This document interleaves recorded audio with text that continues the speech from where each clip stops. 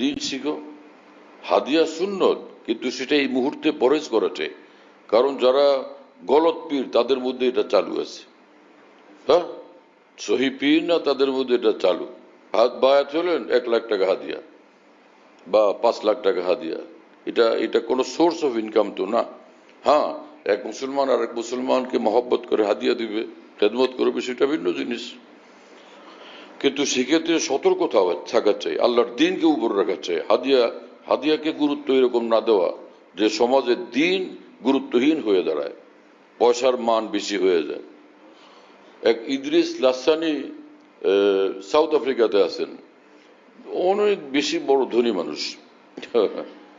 আমার শায়েখ রহমতুল্লাহ আলী, সে সাউথ আফ্রিকাতে সফর করলেন।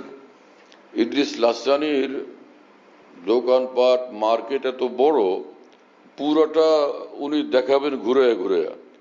এটা তো এই গাড়ি দিয়ে ঘুরতে হয়। তো কোনো জায়গায় নামছেন, এখন একটু হাইটে হাইটে দেখবেন। অনেক বড় মানুষ ইদ্রিস লাসানি সাহেব আসছিলেন বাংলাদেশে, আমি দেখছি, আমার পীর ভাই।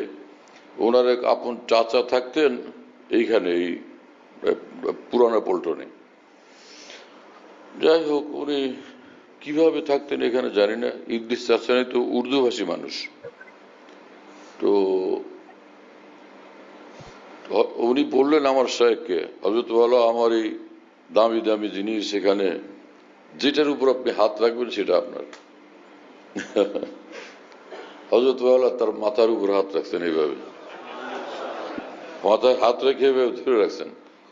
হাঁটার হযরত কি বিষয়, তুমি বলছো যেটার উপর হাত রাখবো সেটা আমার, তুমি আমার, মাল দৌলত তোমার, তুমি আমাকে, তুমি আমার, তোমাকে, তোমার হৃদয় এবং জীবনের উপরে আল্লাহর মহব্বত বুনবো আমি, বাস এটা হলো আমার কাজ।